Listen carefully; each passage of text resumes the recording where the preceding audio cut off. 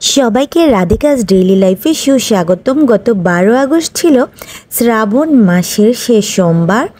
তো শিব শম্ভুর পুজো করব। এমনিতে আমরা প্রত্যেক সোমবারে করি, কিন্তু যেহেতু শেষ সোমবার রাধিকার বাবা গিয়ে ফুল বেলপাতা সব নিয়ে এলো। এই যে আকন্দ ফুলটা দেখছো না, এটা আমাদের বাসার পাশেই পাওয়া যায়। ওইখানে একটি মন্দির আছে, শ্মশানকালী মন্দির। ওই মন্দিরের পাশে এই গাছটা আছে, ওইখানে ফুলটা আছে। তো এই যে দেখো, রাধিকার বাবা স্নান টান করলো, আবার করে সব উপাচার রেডি করলো। সকালে একবার করেছিল, তারপর আবার করলো। এখানে ভোগ দেওয়া হয়েছে। তো ফুল দিয়ে সুন্দর করে গোপালকে, সব ঠাকুরকে এবং শিব শম্ভুকে সাজিয়ে দেওয়া হয়েছে। তো এখন আরতি শুরু হবে। शिव ब्रह्मा विष्णु सदा शिव अर्धांगी धारा। ओम जय शिव ओंकारा। ओम जय शिव ओंकारा। प्रभु हर शिव ओंकारा।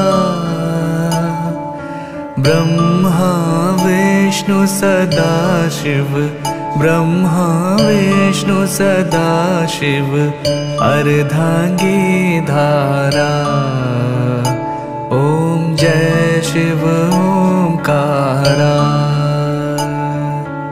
एकानन चतुर। তো দেখতেই পাচ্ছ আরতি হচ্ছে, আমরা সবাই আরতি দেখছি। আমার পিছনে সামহিতা বসা, ও আসলে অন ক্যামেরা তেমন একটা পছন্দ করে না আসতে, তাই ওকে নিলাম না। যে রাধিকা বসার পিছনে পূজা, তো আমরা সবাই মিলেই মানে পুজোটা দিচ্ছি এবং পুজো আরতি সব কিছু দেখছি। এই যে প্রদীপ, পঞ্চপ্রদীপের আশীর্বাদ দিচ্ছি সবাইকে। আর একে একে সব উপাচার দিয়ে আরতি হচ্ছে। পঞ্চপ্রদীপ, ফুল, তারপর মানে রুমাল, দেন হচ্ছে ময়ূর পাখা, সব কিছু। এটা হচ্ছে কর্পূরের প্রদীপ, সব কিছু দিয়েই একে একে হচ্ছে। তারপর আরতি শেষে রাধিকার বাবা ভোগ নিবেদন করবে। एते चंदन तुलसी पत्रम नमस्ते बहुरूपाय विष्णवे परमात्मने स्वाहा। एतत् चंदन तुलसी पत्रम नमस्ते बहुरूपाय विष्णवे परमात्मने स्वाहा।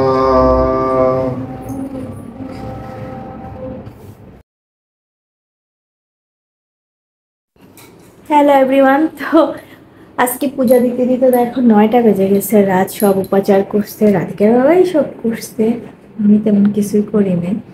তো আজকে শিব পূজা দিলাম। আজকে হচ্ছে শ্রাবণ মাসের শেষ সোমবার।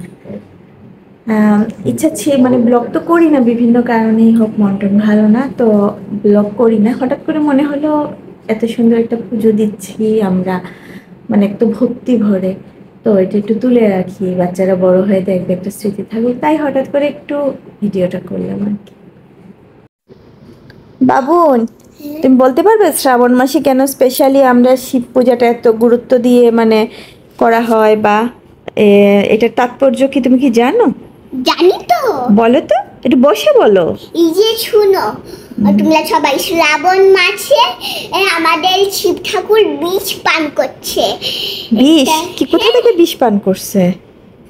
এই যে দেবতা এইভাবে মন্থন করা হয়েছে। বসে বলো, বসে বলো।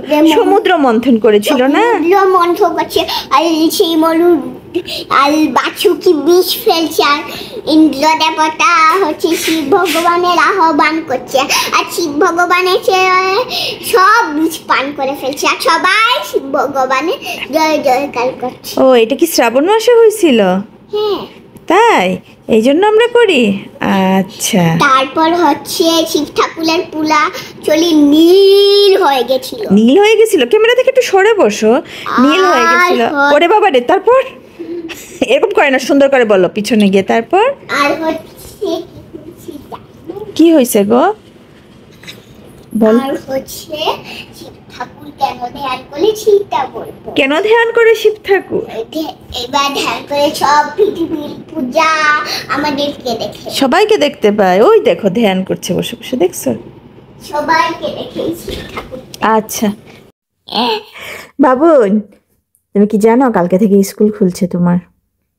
স্কুল খুলছে তো জানি, কিন্তু আমার কপালে হাত দিয়ে দেখো, আমার কপালটা কেমন গরম গরম। কপাল গরম গরম? কই গরম গরম? যাওয়ার জন্য জ্বর চলে আসছে, কপাল গরম গরম। যাবা না সিরিয়াসলি কালকে? কালকে কতদিন পর খুললো? 15ই জুলাই হয়েছিল ক্লাস। ও বাবা, সে তো প্রায় 1 মাসের কাছাকাছি বন্ধ ছিল স্কুল, বুঝছো? না গেলে হবে স্কুলে? দেখো আমার কপালটা একটু গরম লাগতেছে। সেটাই তো, কপালটা তো গরম। তাহলে আমরা পরশু থেকে যাব। ওকে ওকে বলো। ওকে ওকে। তো চলো চাটা বানাই, তারপর চা খাবে। আজকে অনেক দেরি হয়ে গেছে। দুষ্টুমি না।